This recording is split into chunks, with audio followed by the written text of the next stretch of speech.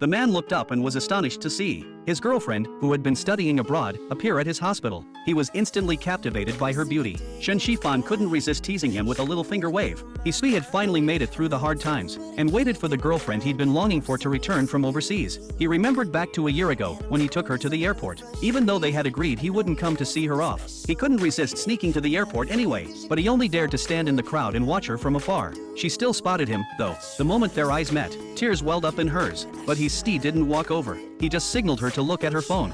你别回头，让我看着你走。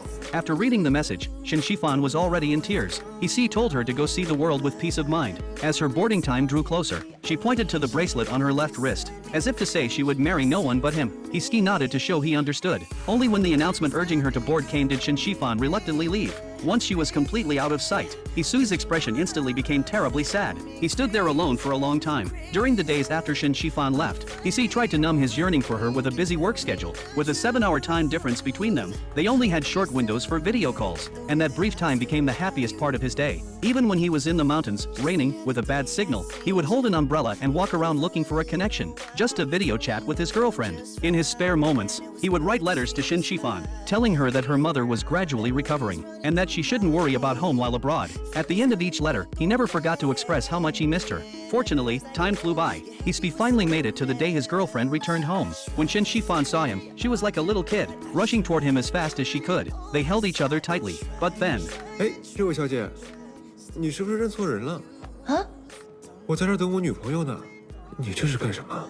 People nearby immediately shot them strange looks. He playfully said he hadn't seen his girlfriend in so long. He'd forgotten what she looked like. Shen Shifan wasn't angry. Instead, she played along. Later, He dropped his girlfriend off at her home. Her parents were already waiting anxiously downstairs in the courtyard. Because He still had work, he could only leave in a hurry. After dinner, Shen Shifan learned from her parents that, thanks to Hisui's attentive care over the past year, her mother had recovered so well. Hearing this, Shen Shifan was deeply moved. So the next day, she dressed up carefully and went to the hospital to surprise her boyfriend. Seeing his girlfriend, who had become even more charming after her time abroad, the corners of Hisui's mouth couldn't stop curling up. Maybe it was because she had been overseas for so long, but Shen Shifan's behavior was bolder than before. She couldn't resist hugging and kissing her boyfriend, even at the hospital, driving Hisui crazy with desire. Back home, Shen Shifan took the initiative to propose marriage. But how could a girl be the one to propose? Hisui left for a moment. When he came back, he had a ring woven from honeysuckle in his hand. He hoped they could be like that flower, 2 blossoms on one stem, wholeheartedly together.